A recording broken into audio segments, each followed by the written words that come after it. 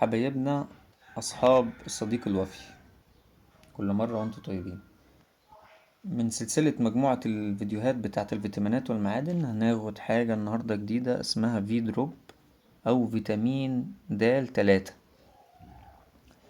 فيتامين د 3 ده مفتاح للجسم. يعني ايه؟ يعني من غير الفيتامين ده أو من غير دواء في دروب ده، أي كالسيوم أنا هديه للكلب مش هيستفاد بيه قوي.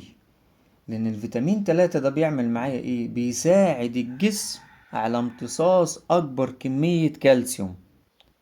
فبالتالي اي كالسيوم هيخش من خلال فيتامين د 3 ده او مثلا اللي هو الدواء في دروب ده، هيساعد ان الكلب هيستفاد منه، هيقلل كمية الفقد من امتصاصه بمعنى اصح. طيب، هيعمل معايا ايه؟ هيدعم المناعة، يعني هيقوم بتقوية الجهاز المناعي للكلب ضد الأمراض. هيفيدني في العضلات والأعصاب، بيضمن انتقال الإشارات العصبية وانقباضات العضلات بشكل سليم. يعني إيه؟ يعني مش هيعمل تشنجات في عضلة بتاعت الكلاب. يعني مثلا زي إيه؟ زي فكرة كده الشد العضلي عند البني آدم، دي مش هتحصل عند الكلب. طيب، هل كل الكلاب بتحتاج الفي دروب؟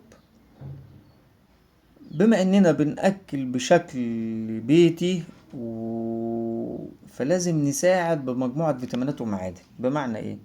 اولا، انا ببقى خايف على الجراوي الصغيرة، ما بتبقاش واخدة الغذاء كامل من امها، فخاف يحصل لها مثلا تقوس في العظم بتاعها، العظم بيبقى خفيف، ممكن يحصل كساح، الكلام ده كله. فبعمل ايه؟ بدي كالسيوم، واخدنا قبل كده في حلقة يعني ندي كالسيوم دواء ايه بالظبط والجرعات بتاعته.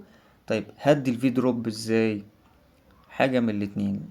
لو بدأت أأكل أحط نقطتين تلاتة على الأكل، أو في حاجة تانية أحسن، نقطة على لسان كل كلب في نص الوجبة وهو صغير.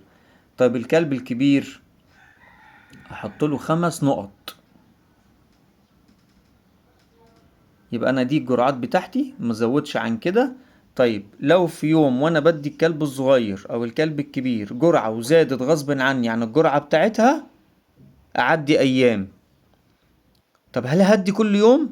لا، جبت عبوة زي كده امشي عليها، وبعد ما تخلص اوقف شهر، وممكن ارجع اكررها تاني. كل مرة وانتوا طيبين.